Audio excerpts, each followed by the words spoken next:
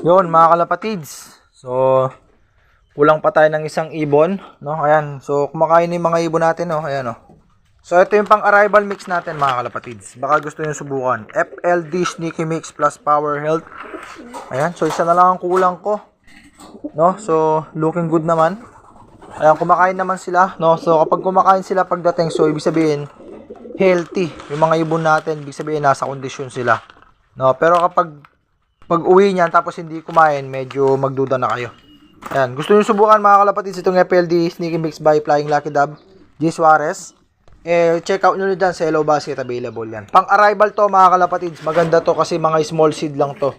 No, maganda tong pang-arrival. Ayan, oh. So, binigyan ko nga sila, ang dami, oh. Ayan, mga kalapatids. Pang-arrival to. Ayan, mga small seeds, pang-arrival. Ayan, oh. Naubos na nga nila, mga kalapatids.